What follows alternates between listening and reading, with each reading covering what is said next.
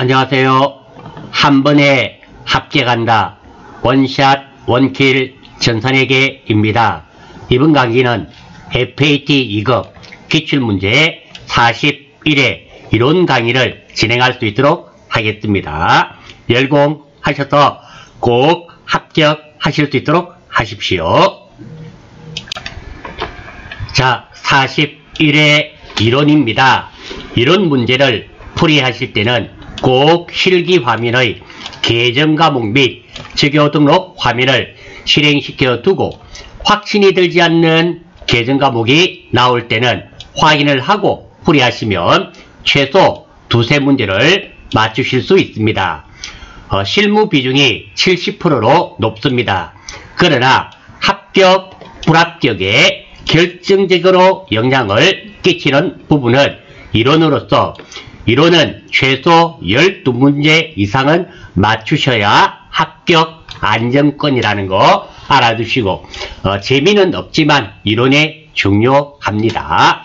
자, 먼저 실무 화면의 계정 과목 및 적요 등록이죠. 이거 실행시켜 두고 계정 과목에 관련된 거라든지 공식에 관련된 게 궁금한 게 나올 때는 참고해서 풀겠습니다. 자, 1번부터 한번 살펴보겠습니다. 다음 중 손익계산서에 대한 설명으로 옳은 것은, 자, 먼저 우리 재무제표의 구성이 있죠. 한번 살펴보겠습니다. 자, 재무제표는 먼저 재무상태표, 손익계산서, 자본변동표, 현금 흐름표, 주석. 그래서 시험에 이렇게도 출제됩니다. 보기 4개 중에서 재무제표가 아닌 것은 또는 성격이 다른 하나는 이렇게 출제되니까 기억해 주시기 바랍니다. 저는 재무상태표와 손익계산서 이거 두 개는 우리가 평소에 보는 거니까 혼돈되지 않지만 이 세 가지가 기억이 잘 나지 않습니다. 우리는 회계하는 사람입니다. 회계하는 사람으로서 내 주변에는 항상 현금이 흘러다닌다. 이렇게 생각합니다. 어떻게? 자, 주석, 주변. 그 다음에 변, 자본 변동표, 현금이 흘러다닌다, 현금 흐름표, 그리고 재무상태표와 손익계산서 이 5가지가 재무제표라는 거. 내 주변에는 항상 현금이 흘러다닌다, 주변에는 현금이 흘러다닌다, 주석, 변, 자본 변동표, 현금이 흘러다닌다, 현금 흐름표. 먼저 재무상태표 하면은 일정 시점이라는 말이 꼭 나옵니다. 그리고 일정 시점에 있어서의 재무 상태를 나타내기 위한 재무상태 보고서가 되고요. 손익계산서가 되면 가장 핵심적인 말은 일정 기간입니다. 1월 1일부터 12월 31일까지. 그리고 경영성과라는 말이 나오죠. 손익계산서. 자본 변동표입니다. 말 그대로 자본의 변동을 표시하는 보고서가 되고요. 현금 흐름표니까 현금의 유입과 유출, 현금이 들어오고 유입, 들어오고 유출, 나가는 보고서. 주석은 중요한 항목을 설명이죠. 원래 주석이라는 것이 보충 설명하다 이런 의미가 있습니다. 자, 이렇게 재무제표가 구성이 되고요. 자, 그래서 지금은 손익계산서죠. 자, 일정 기간, 맞죠? 일정 기간의 경영성과였습니다. 기업 실체의 경영성과에 대한 정보를 제공하는 재무보고서이다. 예, 정답은 1번이 되겠네요. 2번, 일정 시점, 현재 기업 실체가 보유하고 있는 경제적인 자원인 자산과 경제적인 의무인 부채. 그렇죠. 부채가 경제적인 의무가 되죠. 그리고 자본에 대한 정보를 제공하는 재무보고서이다. 자, 이렇게 되면 일정 시점이란 말이 나오니까 이것은 재무상태표가 되겠죠. 재무상태표에는 차변에는 자산, 대변에는 부채와 자본이 나오게 됩니다. 따라서 이번은 정확하게 재무상태표에 대한 설명입니다. 3번, 일정 기간 기업 실체에 대한 현금 유입과 현금 유출. 현금이 흘러다니네요. 현금 흐름표에 대한 설명입니다. 4번 기업 실체에 대한 자본의 크기와 변동, 무엇의 크기? 자본의, 그러니까 변동, 자본, 변동표에 대한 설명이 되겠습니다. 1번의 정답은 1번이 되겠네요. 자, 2번 한번 살펴보겠습니다. 자, 다음 중 회계상 거래에 해당하는 것은, 자, 회계상 거래가 되려면 자산, 부채, 자본이 증가되거나 감소되고 또는 비용이나 수익이 발생되어야 됩니다. 자, 여기에 기업의 자산, 부채, 자본의 증감이란 말은 증가와 감소에 영향을 미치는 경제적 사건 또는 비용이나 수익이 발생하는 사건이 회계상의 거래가 되며, 회계상의 거래가 되지 않는 예시입니다. 계약하다. 계약한다고 해서 자산, 부채, 자본의 변화가 있다든지 비용과 수익이 발생되지는 않습니다. 주문하다. 역시 마찬가지죠. 주문하고 계약금을 지급하게 되면은 그때는 회계상의 거래가 되지만, 주문만 한다고 해서 무엇이 증가된다든지 감소된다든지 비용이나 수익이 발생하지는 않습니다. 약속하다. 마찬가지입니다. 채용하다. 자, 직원을 채용했습니다. 그러면 채용한 당시는 회계상의 거래가 발생하지 않습니다. 하지만 직원에게 급여를 지급할 때는 급여, 비용이 발생되죠. 그래서 채용하다는 회계상의 거래가 되지 않지만 그 직원에 대한 급여를 지급하다. 이렇게 되면 회계상의 거래가 되겠죠. 차빈이 급여, 대빈이 보통계금, 이런 식으로 될 겁니다. 알아주시고, 아무튼 회계상의 거래가 되면 자산, 부채, 자본의 증가와 감소 또는 비용이나 수익이 발생되어야 됩니다. 자, 회계상의 거래에 해당하는 것이네요. 면접을 통해 우수한 신입사원을 채용했네요. 채용한다고 해서 회계상의 거래가 발생되지 않습니다. 독감 유행으로 상품인 마스크 가격이 상승한다고 해서 우리 회사 자산, 부채, 자본의 변화가 있는 것은 아니죠. 물론 비용과 수익도 발생되지 않습니다. 기존 차입금에 대하여, 차입금이란 말은 돈을 빌려왔죠. 에 대하여 건물을 담보로 제공하였다. 담보로 제공하게 되면은 우리 재산이 줄어드는 게 아닙니다. 담보로 제공된 집을 담보로 대출을 받았습니다. 자, 그러면 자, 대출 받았으면 차입금이기 때문에 회계상의 거래가 되지만 담보로 제공된 집은 내 겁니다. 그래서 전혀 변화가 없습니다. 1번, 2번, 3번 다 회계상의 거래가 아닙니다. 4번 토지를 구입하는 계약을 체결하고 여기까지만 있었더라면 계약을 체결했기 때문에 회계상의 거래가 되지 않습니다. 하지만 계약금을 현금으로 지급하였다. 차빈이 선급금, 그리고 대빈이 현금, 이렇게 선급금이라는 자산이 증가되고 현금이라는 자산이 감소되겠죠. 예, 맞습니다. 그래서 이번에 정답은 4번이 되겠습니다. 자, 다음 3번입니다. 자, 다음 중 회계상 거래 판료소의 결합으로 옳지 않은 것은, 틀린 것 찾는 거네요. 자, 재무상태표부터 먼저 보겠습니다. 재무상태표는 앞에서 보셨듯이 일정 시점의 기업의 재무상태를 나타내는 표로서 차변에는 자산, 대변에는 부채와 자본이 나타납니다. 다음 자산 자리는 차변입니다. 자산 계정이 차변에 나타나면 증가되고 반대로 자산 계정이 대변에 나타나면 자산이 감소되는 거래가 됩니다. 다음 부채 자리는 대변입니다. 대변에 외상매입금 등 부채 계정이 나타나면 부채가 증가되고 차변에 외상매입금이 나타나면 부채 계정이 줄어들죠. 부채가 줄어듭니다. 자본 계정은 대변입니다. 대변에 자본 계정이 나타나면 자본이 증가되며 차변의 반대편에 나타나면 자본이 감소되는 게 됩니다. 그래서 자기 자리에 자기 계정이 나타나면 증가되는 것이며 반대 계정에 나타나면 감소되는 것입니다. 다음입니다.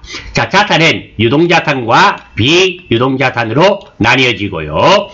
당좌자산, 재고자산, 투자, 유형, 무형, 기타 비유동성 자산으로 나열이 되는데요. 이것을 이렇게 적는 것을 유동성 배열의 원칙이라며, 유동성 배열의 원칙이란 현금화하기 빠른 것부터 먼저 기록하는 것, 부채인 경우는 빨리 갚아야 하는 것을 먼저 기록하는 것이 유동성 배열의 원칙이며, 그리고 자, 이 유동성 배열의 원칙에 의해서 사실은 자산의 순서 기억하셔야 됩니다.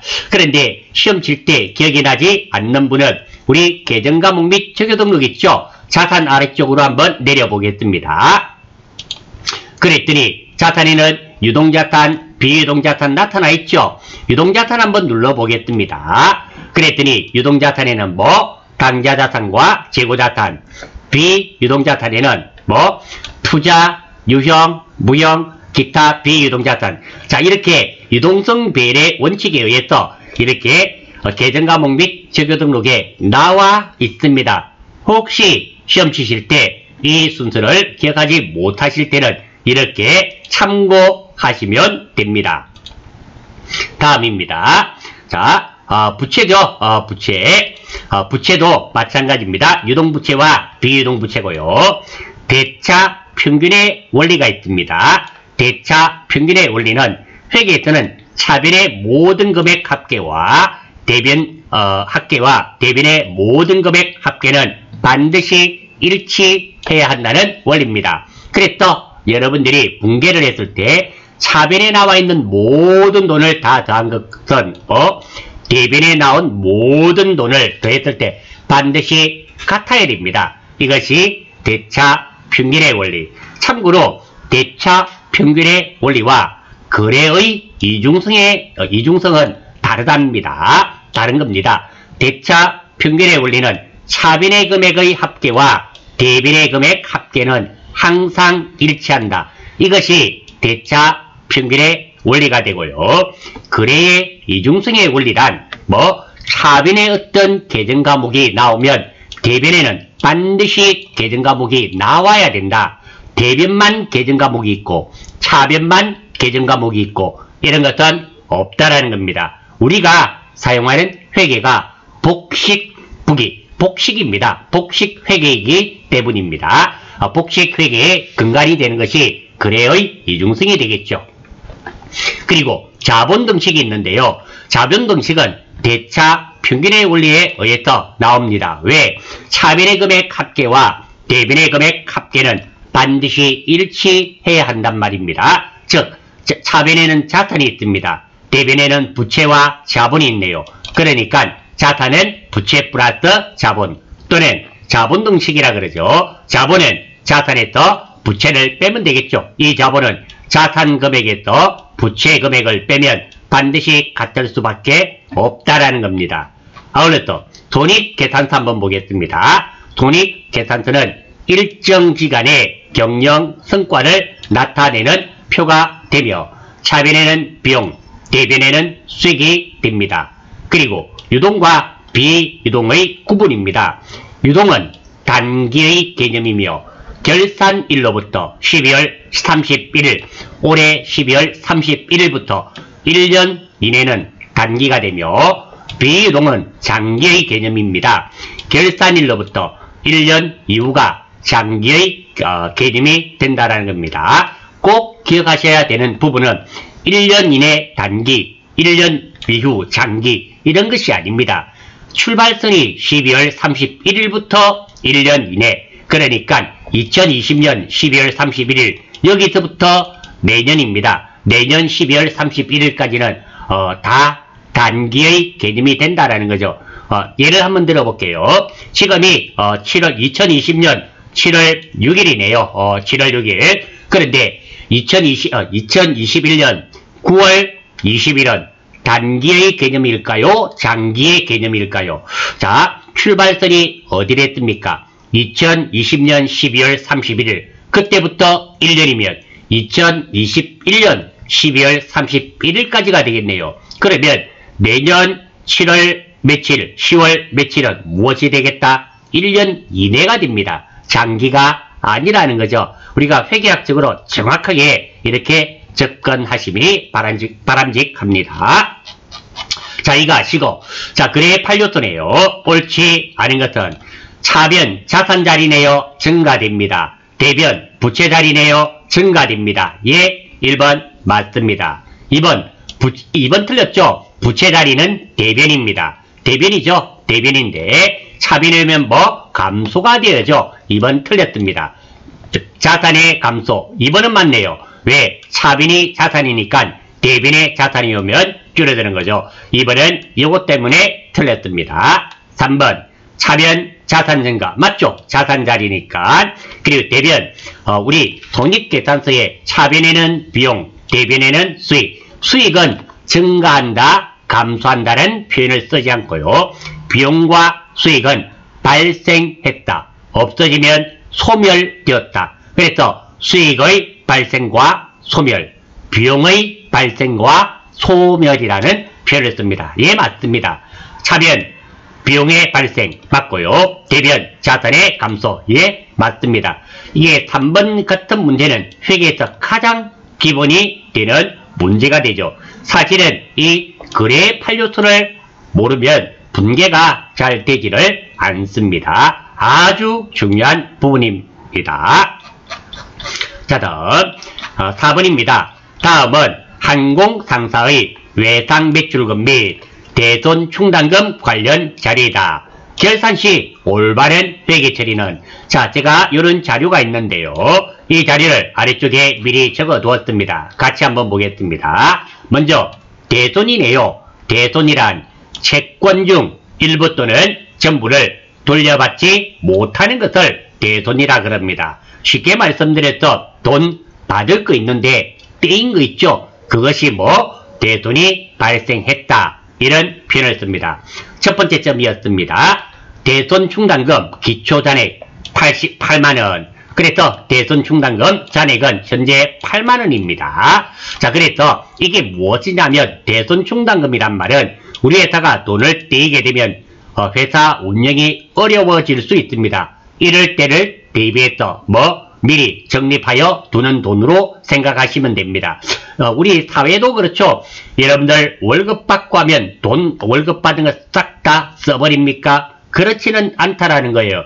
혹시나 사고나 무슨 큰일에 대비해서 저축을 해두잖아요. 이 저축하는 목적 중에 하나가 위험한 일이라든지 큰 돈이 들 때를 대비해서 이렇게 저축을 하지 않습니까? 마찬가지입니다. 이 대손 충당금도 기업이 돈 떼일 때를 대비해서 적립해 두었다가 돈 떼이면 여기서 꺼내어 쓰겠단 말입니다.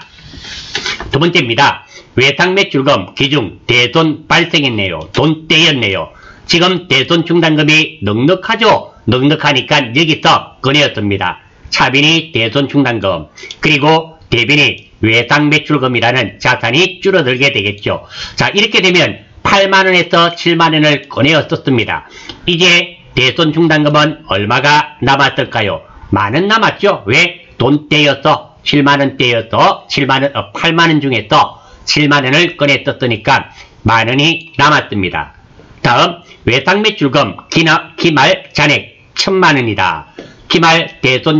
기말 잔액의 1%의 대손을 추정하고 있다. 즉 1000만원에 대해서 1%만큼 적립할 겁니다. 그러면 필요한 대손 충당금은 1000만원 곱하기 1%하면 10만원이 필요한데 지금 나는 얼마를 가지고 있습니까? 만원. 얼마를 더 넣으면 얼마를 더 적립하면 10만원이 될까요? 만원을 가지고 있으니까 9만원만 넣어주면 되겠죠. 설정할 때는 차변에는 대손상각비, 그리고 대변에는 대손 충당금. 이렇게 하면 기존에 있는 만원과 9만원이 적립되어서 10만원이 되겠습니다.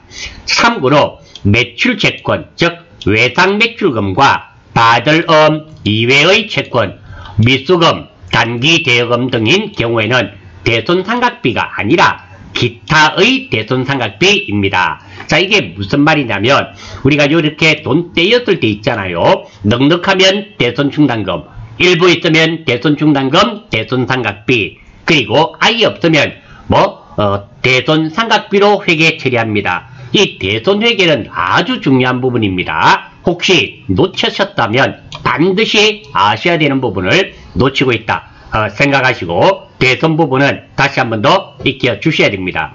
자, 이렇게 돈이 떼였을 때, 자, 넉넉하면 대손충당금 똑같습니다. 하지만 일부 있었을 때, 자, 외상매출금은 매출채권이잖아요. 대손충당금과 대손상각비로 처리되는데요. 떼인 것이 미수금, 단기대여금, 매출채권이 아니라 그냥 채권이잖아요. 이럴 때는 대손상각비가 아니라 기타의 대손상각비로 해야 한다는 거, 이거 꼭 기억하십시오. 시험 칠 때 실무 문제로 규례같이 자주 출제됩니다. 자, 아무튼 이렇게 되겠네요. 지금 문제에서는 결산시 올바른 회계 처리는 결산할 때 9만원을 설정하면 되었습니다. 따라서 9만원인 것은 1번 아니면 3번이 되는데요. 빚자가 나왔죠. 빚자, 비용이 발생되었잖아요. 그래서 정답은 1번입니다. 대손 상각비, 대손 충당금인 정답은 1번이 되겠습니다. 6번 5번이네요. 5번 다음 중 영업 외 수익 계정 과목은 도소매업으로 가정한다. 자, 이렇게 계정 과목들이 나와 있습니다. 나와 있는데, 자, 이런 것들이 잘 이해 안 되실 때는 계정 과목 및 적요 등록을 쳐보시면 됩니다. 자, 이자 수익 한번 보겠습니다. 어디에 있어? 실기 화면에서. 자, 여기 전체를 눌러주세요. 다른 데 눌리면 안 됩니다. 전체 항상 눌러놓고, 여기서 컨트롤 F, 이자 수익입니다. 이자 수익. 이렇게 입력을 해주시고 엔터 하시면 돼요. 또는 찾기 누르겠습니다. 못하네요. 이자 수익 엔터. 자, 나왔네요. 자, 이자 수익이 901번이죠. 자, 그러면 여기에 보시면 판매비와 관리비도 있고요. 기타도 있고 요 아래쪽으로 향하는 거 있죠. 이런 거 눌러보시면 됩니다. 기타 한번 눌러볼게요. 자, 이게 기타 눌러봤더니 영업 외 수익이 몇 번부터 몇 번까지 901번부터 930번까지입니다. 뒤에 두 개는 여기 보십시오. 930, 99돼 있잖아요.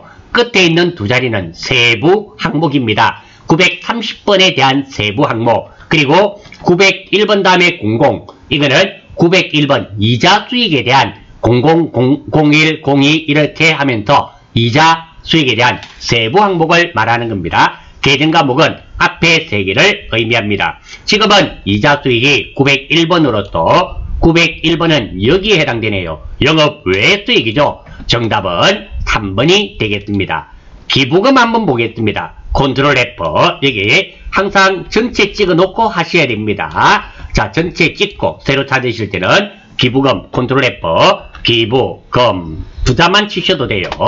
자, 나왔습니다. 자, 기부금은 933번이네요.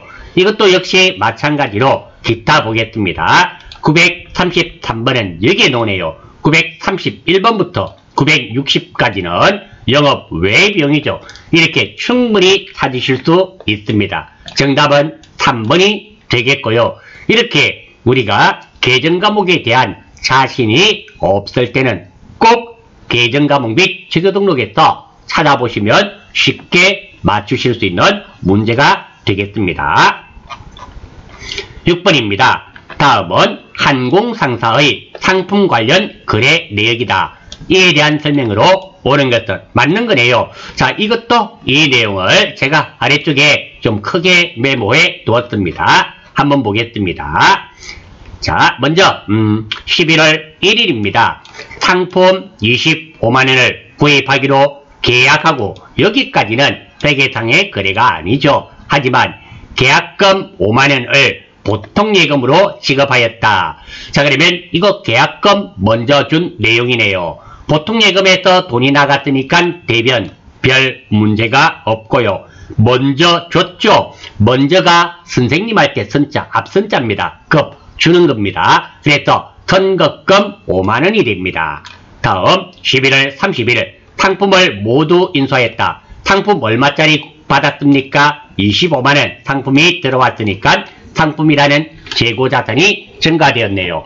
그리고 자, 계약금 먼저 준 거 5만원 상계 처리돼야 되겠죠? 빼고 나머지 20만원은 무엇이 된다? 외상 매입금입니다. 그래서 상품의 취득금가는 선급금 5만원에다가 외상 매입금 20만원, 총 상품의 취득금가는 얼마다? 25만원. 또는 여기서 상품 25만원을 구입하기로 하고, 그리고 상품을 모두 인수하다 받았단 말입니다. 당연히 상품의 가격은 25만원임을 알 수 있습니다.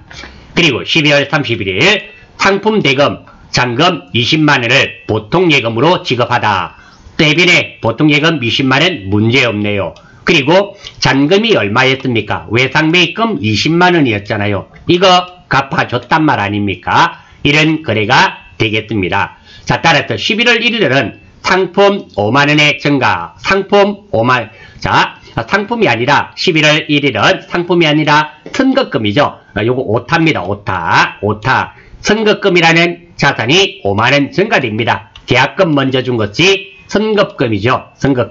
선급금이라는 자산이 증가되고 5만원 증가되고, 물론 보통예금이라는 자산도 5만원 감소되겠죠. 11월 30일입니다. 요거죠. 상품 25만원이니까 상품 25만원이 증가됩니다. 증가되고, 그리고 선급금이라는 자산이 5만원 감소되고, 외상매입금이라는 부채도 증가됩니다. 이게 바로 거래의 판료수입니다. 12월 31일. 자, 상품 25만원, 11월 25일. 자, 이렇게 되면 상품 25만원 증가. 자, 이거는 외상매입금이죠. 외상매입금 20만원이 감소되죠. 왜? 외상값을 갚아줬기 때문에. 이런 거래입니다. 아무튼 이 거래를 가지고 보기 한번 보겠습니다. 자, 여기 나와 있네요. 1월 1일 상품 5만원이 증가. 11월 1일 날은 상품이 증가되지 않죠. 선급금이라는 자산이 증가됩니다. 1번 틀렸습니다. 11월 30일 상품 20만원 증가. 아니죠. 상품 얼마가 증가됩니까? 25만원이 증가됩니다. 2번도 틀렸네요. 11월 30일 외상매입금 20만원 증가. 자, 외상매입금 대변에 나와있죠. 부채가 대변에 있으니까 외상매입금이라는 자산이 부채가 증가되네요. 예, 정답은 3번입니다. 12월 31일 상품 25만원 증가. 아니죠. 이게 12월 31일은 여기 말하는 거 아닙니까? 상품이 증가되는 것이 아니라 외상매입금 20만원이 감소됩니다. 그래서 제가 이렇게 틀린 보기들을 정리해 둔 것입니다. 따라서 이 문제의 정답은 3번이 될 수밖에 없습니다. 자, 7번. 다음은 항공상사의 임직원의 결산 관련 대화이다. 올바른 내용을 말하는 사람은. 자, 이것도 한번 보겠습니다. 제가 정리해 두었습니다. 자, 사장의 개인적으로 사용한 회사 자금의 인출금으로 처리하셨으면 결산에 반영할 필요가 없지요. 자, 한번 보겠습니다. 기중에 사장님이 우리 FAT 2급, 전산회계 2급은 개인기업입니다. 기업주가 개인적인 돈을 꺼내어가면 인출금으로 합니다. 물론 현금 줬다고 가정합니다. 결산할 때는 이 인출금을 줄여줘야 됩니다. 임시계정으로서 이 인출금은 없애줘야 되는데요. 기업주가 꺼내어 갔기 때문에 자본금이죠. 자본금에서 빼야 됩니다. 결산해줘야 됩니다. 두 번째, 현금 과부족 중. 이것도 현금 과부족입니다. 기중에 현금이 남든지 모자라든지 할 때 사용하는 임시계정입니다. 결산 시 반드시 정산을 해줘야 됩니다. 결산 시까지 원인이 밝혀지지 않은 금액은 차기로 이걸 하여 차기의 그 원인을 밝히면 된다. 이걸 안 됩니다. 자, 이월 되는 것은 손익 계산서의 계정 과목들은 이월 되지 않습니다. 재무상태표 계정들만 이월이 가능하고요. 현금 과부족도 임시계정입니다. 임시계정은 이월되지 않습니다. 그래서 기중에 한번 보겠습니다. 현금 과부족 현금이 되든지, 이거는 현금이 부족한 경우가 되겠죠. 현금 과부족. 이런 현금이 남는 경우, 그래서 현금은 남차부대, 현금 과부족할 때 현금이 남으면 현금을 차변해, 현금이 부족하면 현금을 대변해. 그래서 현금 과부족하면 현금은 남차부대, 이렇게 기억하시면 되겠죠. 이거 기말 수정분계입니다. 해줘야 됩니다. 자, 어떤 거 지금 요거 같은 경우는 현금 과부족이 없어지고, 없죠. 현금이 부족하니까 뭐 잡손실로 정산을 해줘야 되며, 현금이 남는 경우죠. 이 현금 과부족이 없어져야 되며, 남았으니까 대변에는 뭐 잡이, 이렇게 정산을 해줘야 됩니다. 1번도 틀렸고 2번 보기도 틀렸습니다. 3번입니다. 수출 거래시 환율로 계산된 매출 채권은 거래시의 환율과 결산시의 환율 차이로 인한 외화 환산 손익을 인식해야 합니다. 예, 맞는 말이네요. 외화 환산 손익이란 말은 외화 환산 손실, 외화 환산 이익을 의미하게 됩니다. 기말분계, 외상매출금 이익 보면 외화 환산이익, 손해보면 외화 환산 손실이 되겠죠. 예, 맞습니다. 매출채권에 대한 매출채권이란 말은 외상 매출금과 받을 엄이 되겠죠. 대손충당금 설정은 결산시 수행하지 않고 회계기간의 시작점 및 기초에 수행해야 됩니다. 틀렸죠? 우리 앞에서도 나왔지 않습니까? 우리 대손충당금은 결산 때 결산 문제로도 출제되는 그런 문제가 됩니다.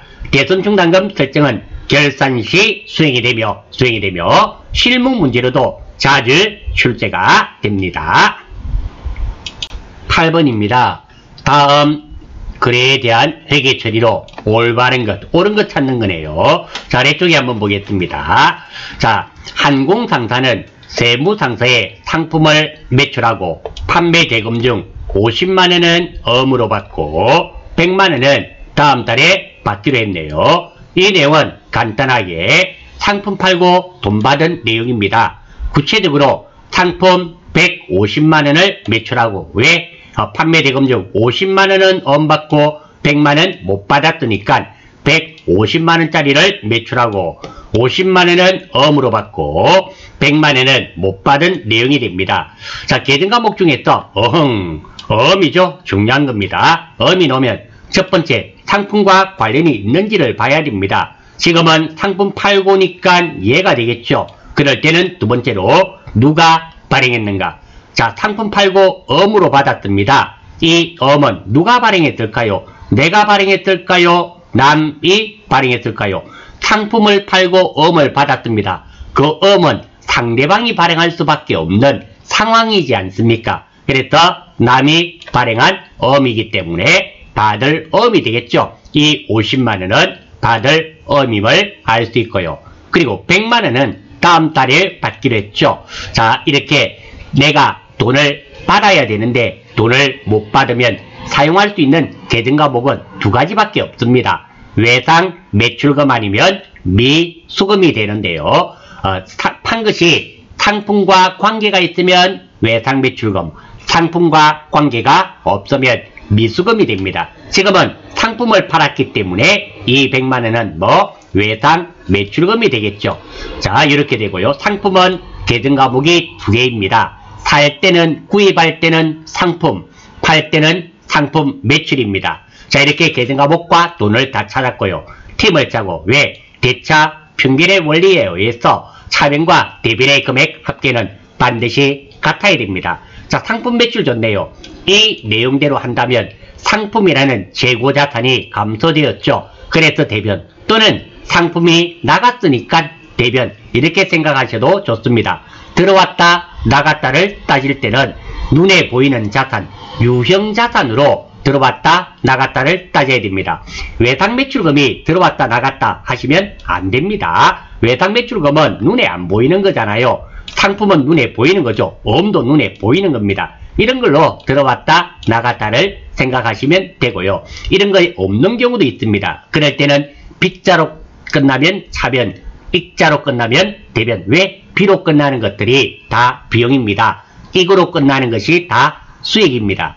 그런 것들이 없다면 거래의 판례수를 적용시켜야 됩니다. 자, 지금은 이 거래는 뭐 대변은 상품 매출이 돼야 됩니다. 상품은 구입할 때 상품이라 쓰죠. 아닙니다. 따라서 답은 3번 아니면 4번이 되고요. 미수금이 아니죠. 뭐 외상 매출금이 됩니다. 정답은 4번이 되겠네요. 미수금은 어떨 때 사용하는 계정 과목이냐 하면 판 것이 상품이 아닌 것이 미수금이 됩니다. 참고로 상품이란 판매의 목적으로 보유하고 있는 것을 상품이라 합니다. 9번입니다. 다음 거래를 회계에 처리할 경우 차변에 표시되는 계정 과목은, 자, 이 내용도 제가 아래쪽에 좀 적어 두었습니다.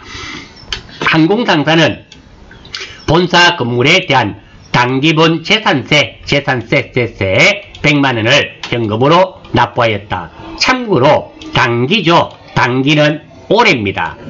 이전 작년을 전기 그리고 내년을 차기라 그런다는 거 알아주시고, 이 내용은 간단하게 무엇이 된다? 재산세 납부한 내용입니다.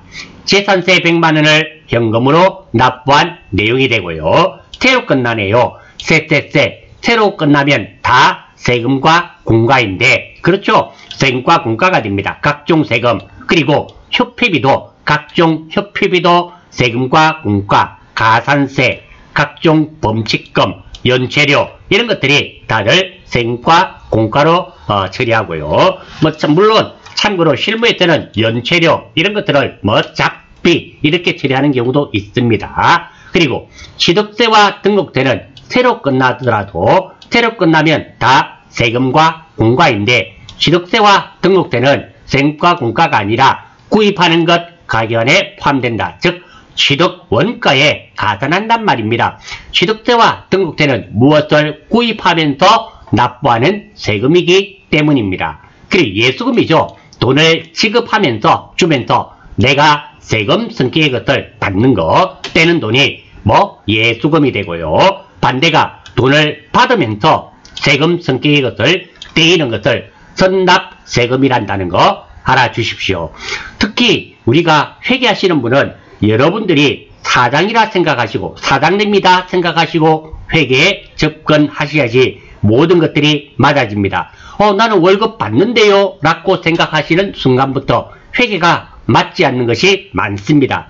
따라서 우리는 내가 회사를 운영하고 있는 사장이라 생각하고 회계를 보시기 바랍니다. 즉 월급을 받는 사람이 아니라 월급을 지급하는 사람으로 생각하시고 회계를 접근하셔야지 모든 것이 다 맞아집니다. 지금은 재산세니까 취득세 등록세 아니죠. 그래서 세금과 공과, 대변에는 현금 나갔죠. 이렇게 되겠네요.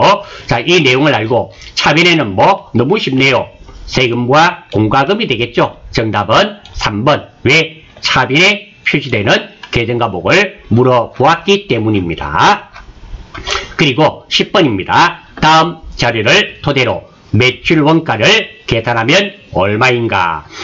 기초재고, 단기 매입액, 기말재고, 그리고 매입 환출, 구입했는데 돌려준 거, 매입 애누리, 매출 할인 이런 게 있을 때 계산하면 얼마인가? 물론 자, 매출 원가는 기초상품 재고액 플러스 단기 매입액 마이너스 기말상품 재고액입니다. 물론 순단기 매입액은 단기 매입액 총액 마이너스 매입 환출 마이너스 매입 애누리 매입 할인 이런 걸 빼면 돼요. 자, 이 공식이 기억나지 않을 때는 아래쪽에 적어 두었습니다. 시험 치실 때 계산 공식이 기억나지 않으실 때는 전기분 손익계산서에서 공식을 참고하셔서 풀이가 가능합니다. 자, 한번 보여드릴게요.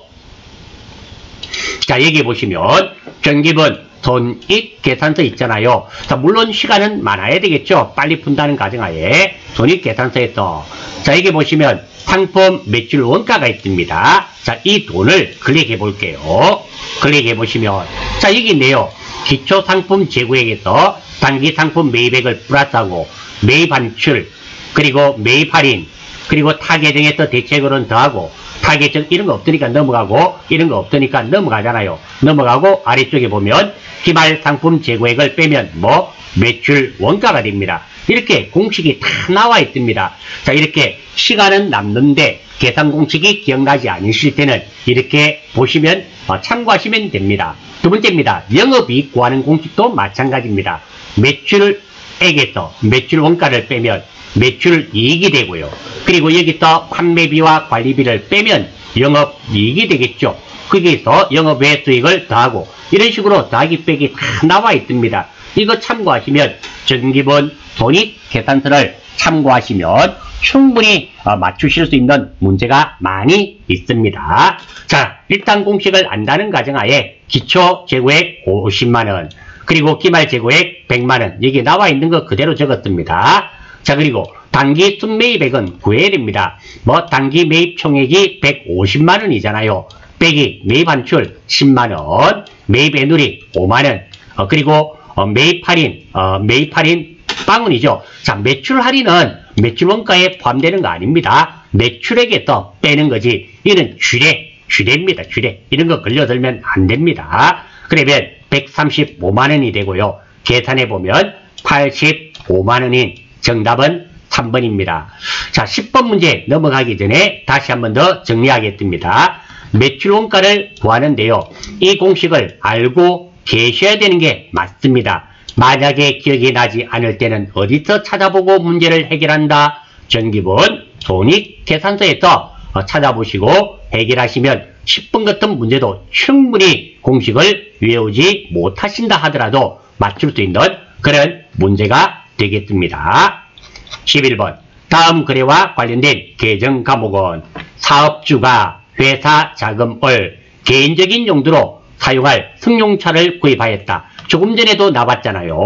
자, FAT 2급, 전산회계 2급은 개인기업입니다. FAT 1급, 전산회계 1급 이상은 법인기업입니다. 이렇게 사업주의 개인적인 지출이죠. 개인기업 사업주의 개인적인 지출은 인출금입니다. FAT 2급, 전산회계 2급에서 사용됩니다. 하지만 법인기업 사업주의 개인적인 지출은 가지급금으로 처리하게 되어 있고요. 얘는 FAT 1급, 전산회계 1급 이상에 사용이 됩니다. 그리고 사업주의 이름이 나오면 가지급금과 인출금에도 거래처를 걸어 주시기를 바랍니다. 지금은 인출금, 정답은 2번이 되며 간단한 문제가 되겠네요. 자, 다음 12번 맞나요? 한번 확인. 11번, 12번. 제가 요 넘기면서 하나 빼먹고 이런 경우가 있더라고요. 자, 다음은 항공상사의 건물 취득 관련 자료이다. 2020년 결산 시 손익계산서에 계산될 감가상각비는 얼마인가? 감가상각비 물어보는 거네요. 자, 제가 내부에 두었습니다. 건물 구입 가격 1000만원 1월 1일에 취득했습니다.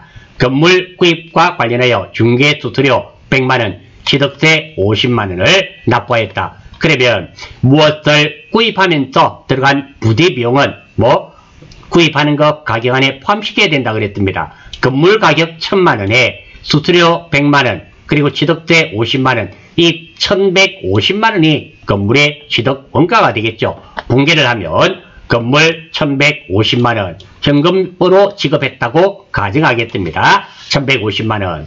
건물에 대한 화재 보험에 가입하고 보험료 30만원을 납부하였다. 현금으로 납부했다 치고요. 보험료는 보험료 아닙니까? 보험료. 자, 이거는 비용이죠. 별 필요가 없습니다.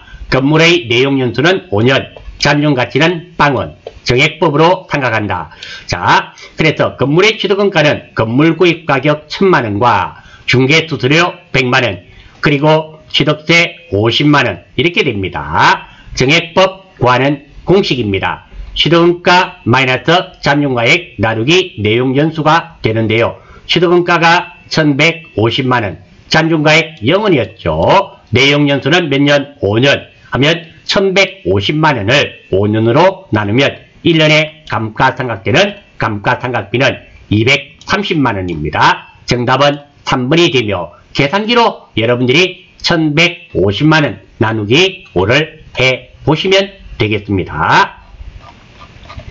13번 다음은 항공상사의 단기 매매증권 취득 관련 자료이다. 이에 대한 회계 처리의 역량으로 옳은 것은 자 한번 볼게요. 자, 이 내용은 여기 있네요. 한 주당 액면금액 5,000원인 남회사 주식은 액면금액이 필요 없습니다. 대안의 주식 100주를 1주당 얼마에 만원의 현금으로 취득하다. 매입 부대 비용 10만원은 현금으로 지급하다. 이 문제의 포인트는 이겁니다. 매입 부대 비용. 자, 한번 볼게요. 이 내용은 간단하게 단기 매매증권 취득하고 돈 지급한 내용입니다. 구체적으로 단기 매매증권 100만원, 100주 만원이었죠. 취득하고 매입 부대 비용 10만원과 함께 현금으로 지급하다. 자, 이때 핵심적인 것은 매입 부대 비용 10만원입니다. 자, 단기 매매증권 수수료 처리입니다. 살다 팔포입니다. 살 때는 따로 줬고 수수료 비용을 따로 줬고 팔 때는 포함해서 줬고 수수료 비용을 적지 않습니다. 이게 핵심입니다. 시험에 자주 출제됩니다. 반드시 아셔야 됩니다. 살 때 수수료 처리는 구입 시 수수료는 수수료 비용으로 회계 처리하고요. 팔 때 수수료는 이익을 보고 팔았으면 단기 매매증권 처분 이익에서 수수료 비용을 차감하고 빼고 수수료 비용은 기재하지 않습니다. 그리고 손해를 보고 팔았으면 단기 매매증권 처분 손실에 수수료 비용을 더하고 가산하고 이렇게 수수료 비용은 기재하지 않습니다. 어떻게 보면 우리가 취득원가는 무엇을 구입하면서 들어간 돈과 부대 비용은 모든 것들이 사는 것 가격 안에 포함시켜야 됩니다. 안 그런 게 회계에서 딱 하나가 있단 말입니다. 그게 단기 매매증권 구입하면서 부대 비용은 따로 수수료 비용으로 따로 적어야 됩니다. 그래서 현금은 110만원 나갔겠죠. 100만원에 10만원. 단기 매매증권 100만원, 수수료 비용 10만원 이렇게 따로 적어줘야 된단 말입니다. 이 내용을 알고 자 지급하다. 자산, 단기 매매증권이라는 자산은 100만원이 증가되었죠. 100만원 증가되었습니다. 다 틀렸네요. 비용, 영업 외 비용입니다. 10만원이 발생되었죠. 따라서 이 문제의 정답은 13번의 정답은 4번이 될 수밖에 없습니다. 14번 다음 거래와 관련한 가장 적절한 계정 과목은 자 회사 업무용 차량의 주유비 기름 넣네요. 5만원과 엔진 오일 교체비 5만원, 전기 주차료 2만원을 현금으로 지급하다. 자, 간단 거래 내용 보겠습니다. 업무용 승용차의 주유비, 엔진 오일 교체비, 주차료를 지급한 내용이 됩니다. 업무용 승용차의 주유비 5만원과 엔진 오일 교체비 5만원과 주차료 2만원을 현금으로 지급한 내용입니다. 포인트입니다. 업무용 차량에 소요되는 거의 모든 비용은 차량 유지비 계정으로 사용합니다. 단 각종 세금과 보험료는 세금은 세금과 공과가 되고 보험료는 보험료가 되겠죠. 따라서 지금은 주유비, 엔진 오일, 전기 주차료 이런 것은 차량 유지비 정답은 2번이 되겠고 자 시간이 되시는 분은 제가 자본적 지출과 수익적 지출도 메모해 두었습니다. 한번 읽어 보시기를 바랍니다. 자 15번 마지막 문제네요. 영업이익을 계산할 때 필요하지 않는 것은 도소매업으로 가져간다. 자 이것도 마찬가지입니다. 영업이익 우리 조금 전에 보셨잖아요. 영업이익입니다. 자 영업이익이네요. 영업이익 구하는 겁니다. 공식을 외우고 계시면 그대로 하면 되고요. 영업이익은 매출액에서 매출원가를 빼서 그러면 매출 총이익이 나오죠. 그래서 판매비와 관리비를 빼면은 영업이익입니다. 이것과 관련이 없는 것 찾아라네요. 한번 볼게요. 자, 접대비 영업비용이죠. 자, 영업비용입니다. 한번 해볼게요. 이 계정과목 및 적요 등록입니다. 기억이 안 나실 때는 여기 또 접대비 컨트롤 F 접대비 판매비와 관리비죠. 자 500번 때는 우리 안 씁니다. 600번 때도 안 쓰고요. 800번 때만 씁니다. 자 여기 보면 자 여기 한번 볼게요. 접대비는 813번입니다. 자 판매비와 관리비죠. 801번부터 900번까지입니다. 그러니까 판매비와 관리비가 영업비용입니다. 영업비용의 다른 이름이 판매비와 관리비입니다. 관계 있죠. 매출액. 자, 매출액도 당연히 관계 있지 않았습니까? 어디에? 자, 여기 보면 영업이익을 구할 때는 매출액에서 매출원가를 뺍니다. 그러면 매출이익이 되고요. 거기서 판매비와 관리비를 빼게 되겠죠. 다 관계가 있습니다. 이번도 관계 있네요. 매출원가 당연히 관계 있지 않습니까? 어디에? 자, 매출액에서 매출원가를 빼야지 매출이익이 됩니다. 여기에 매출이익이 나와 있습니다. 4번 유형자산 처분이익. 유형자산 처분이익은 영업 외 수익입니다. 한번 볼게요. 계정과목 및 재료 등록에서 컨트롤 F 유형자산 처분이익 이렇게 치시면 나오네요. 자, 계정과목 코드 보겠습니다. 914번이네요. 914번은 901번부터 930번 사이 요 안에 있죠. 그래서 이거는 뭐 영업 외 수익이 됩니다. 그래서 우리가 그 손익계산서에 보시면 영업 외 수익은 영업이익을 구하고 나서 그 다음에 처리되는 거죠. 그래서 정답은 4번임을 알 수 있습니다. 이 문제도 마찬가지입니다.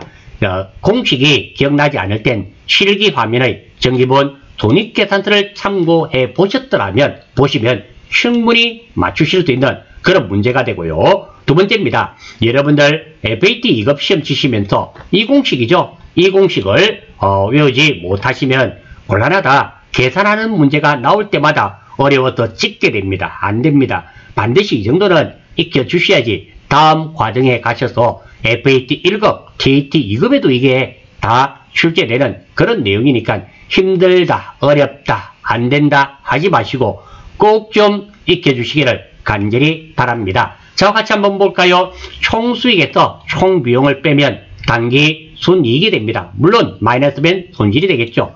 총수익은 두 가지입니다. 수익은 두 가지가 있는데요. 매출이익과 영업외 수익, 총비용은 영업비용과 영업외비용인데요. 영업비용의 다른 이름을 판매비와 관리비, 줄여서 판관비라며 영업외비용의 가장 대표적인 게 이자비용, 기부금, 유형자산 처분이익 이런 게 되겠죠. 유형자산 처분 손실이 되겠죠. 매출이익은 매출액에서 매출원가 빼는 거 조금 전에도 보셨죠. 매출원가 오늘도 나왔습니다. 기초상품 재고액 플러스 단기 순매입액 마이너스 기말 상품 재고액. 기초는 1월 1일, 기말은 12월 31일, 단기는 올해. 그리고 기말 자본은 기초자본 플러스 단기 순이익이 되고 영업이익은 매출이익에서 영업비용을 빼면은 영업이익이 됩니다. 요 공식은 크게 어렵지 않으니 공식도 몇 줄 되지 않습니다. 제가 슬라이드로 하니까 이게 화면으로 하니까 한 화면이나 되지만 실제 글자 수로는 몇 개 되지 않고 1번 첫 번째 반드시 익혀야 됩니다. 별도 5개 아닙니까? 별 5개짜리 중요합니다. 두 번째 시험 치는 순간에 당황해서 기억이 나지 않을 때는 어디에 정기본 손익계산서에서 내용을 확인하시면서 문제를 풀이하실 수가 있습니다. 자, 이름으로써 우리 FAT 2급 41회 기출문제 이론 풀이는 마무리하는 걸로 하겠습니다. 수고하셨습니다.